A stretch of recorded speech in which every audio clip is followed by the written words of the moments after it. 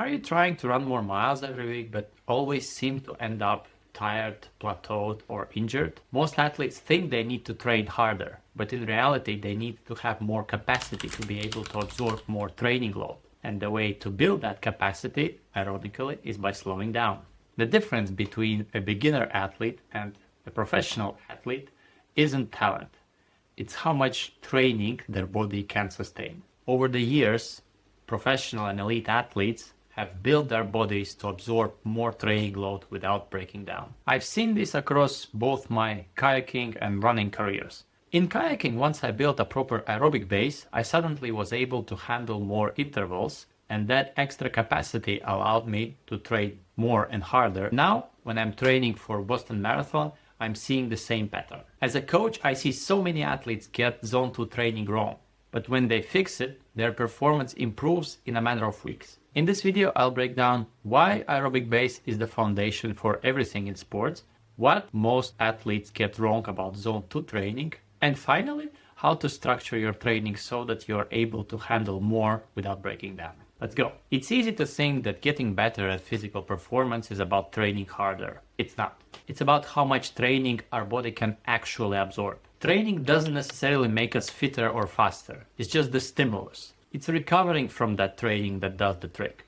And the athletes who improve the most are the ones who are able to recover quicker and go through more training load. That's where our aerobic base comes in. The word aerobic literally means with oxygen. It's our body's ability to use oxygen to produce energy, mainly from fat, in a slow and sustainable way. That process happens in our mitochondria, small powerhouses inside our muscles. The goal of aerobic training is simple. Produce more of these powerhouses and make them more efficient. That is actually what many athletes already know. However, the part that they don't think about is that as our intensity increases, our body starts to generate energy anaerobically, which results in an increased production of hydrogen ions. Those hydrogen ions, that is basically fatigue that we experience as a result of high intensity or moderate intensity training, they are utilized through the same mitochondria. They not only provide the energy, but they also utilize fatigue that we accumulate as a result of higher intensity training. The better the quality of the mitochondrial function, the better we are able to process fatigue, which means we recover quicker between the intervals, between training sessions, and we're able to handle much more training load. At the higher level, athletes aren't just fitter. Their bodies are better at processing fatigue. This is where workouts like 20 times 400 are even possible. It's not about willpower, it's not about muscling it through, it's about those short rest breaks, often just 30 seconds, in which a high-level athlete is able to clear fatigue just enough so that they can continue. So if you feel like you can't recover properly between your training session, or you cannot handle as much training load, or you're always tired between your training session, it's probably not your effort, it's your aerobic base. This is where the zone 2 conundrum happens. Many people think they're training in zone 2, they're building their endurance, but very often they're still training too hard. Let's use the VO2 max test to visualize. As intensity of our exercise increases, every minute the treadmill speeds up and goes a little bit faster, our heart rate naturally increases.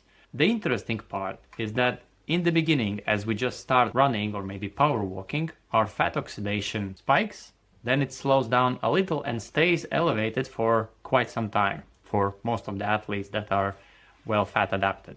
At one point of time, fat oxidation starts to drop, which in many models is used as the top of zone 2. For this particular person, that is at heart rate of 144, the lactate of 1 or maybe just under 1.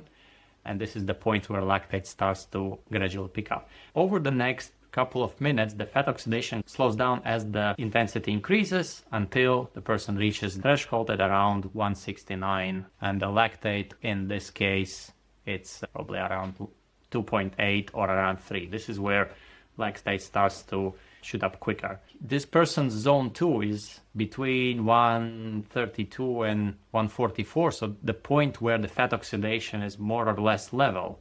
At the top of zone 2, the person is using 140 grams of carbs per hour, but at the lower end, that same person is using just 100 grams per hour.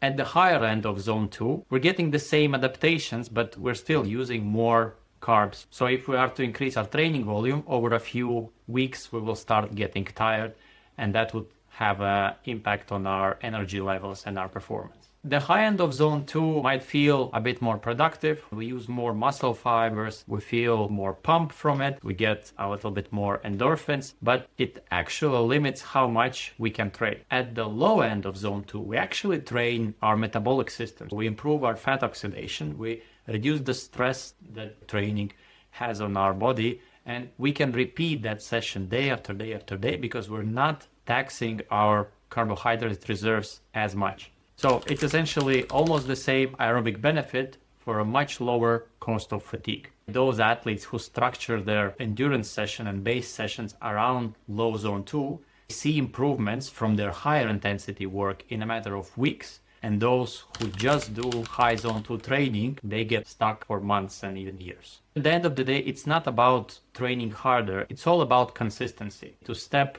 back, go slower, to have more energy for those higher intensity sessions that actually move the needle of performance, repeating it day in, day out, week in, week out. Even when we're feeling tired, we can still do a session at the low zone 2 intensity or high zone 1 intensity, which actually helps to recover and show up for the key session. Aerobic base is actually the exact reason why professional athletes start their seasons with a training camp when they focus on accumulating as much volume in zone 1 and low zone 2 training as possible, between 30 and 60 hours that spans anywhere from 2 to 3 weeks. That totals to roughly 3 to 5 hours of training per day with some rest days scattered in between. Imagine doing a high zone 2 training for 5 hours every day throughout 3 weeks. A good thing about high volume training is that body quickly adapts to this high level training and understands that I will not be able to handle this load if I go as hard. I need to slow down and I need to adapt. Before starting my 6-week training block in January this year, I spent time from September to December to gradually build my volume from running 30K per week to consistently running 100K per week. Most of it was done in high zone 1 and low zone 2.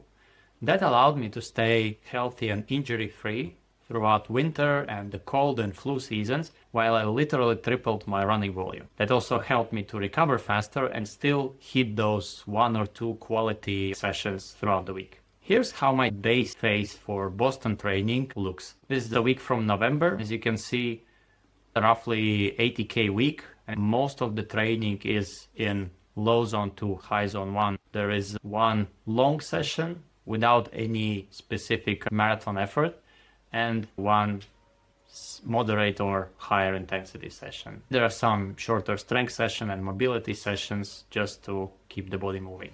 Nothing fancy, but incredibly effective.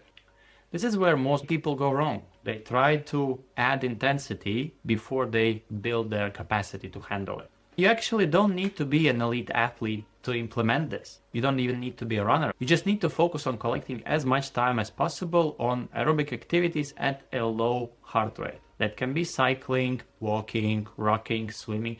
It can be running, or actually what I prefer for people is to run-walk. 4-minute run followed by a 2-minute walk. Go out for 1.5 hour. Aim for the average heart rate of that session to be in the lower zone 2, high zone 1. Usually it's around 125 to 135 beats per minute. Once you have those base sessions in the plan, then you can start strategical layering intensity. Add one session when you go quite a bit faster. It can be 10 times 1 minute intervals or 5 times 2 minute intervals. Doesn't really matter. You will have more capacity to handle it. You will have more energy, and those intervals will work much better for you. Build from there based on how your body responds. Go easy on most days so that you can go pretty hard on those days that matter. It's kind of like 2 buckets. This is your aerobic base, low zone 2, high zone 1 training. You put volume here, you build capacity, and then you invest that capacity into higher intensity with more intervals. And then this improves your base pace and base effort like a circle. Over the next videos, I will show you how to combine this with high intensity training so that you can move that needle of performance where you want it to go. And if you want help structuring your training like this, or optimizing your lifestyle to support your training and improve your recovery, that is exactly why I built my app. It's called the Resilient Athlete Coach. It helps you align your training with your lifestyle to improve your recovery, build more training load, and stay consistent. It looks at your biological parameters like HRV or resting heart rate. It looks at the trends, how you are responding to training, and makes suggestions how you can adapt your training or optimize your lifestyle so you can stay consistent. Try it out. First week is free. Link below. See you in the next video.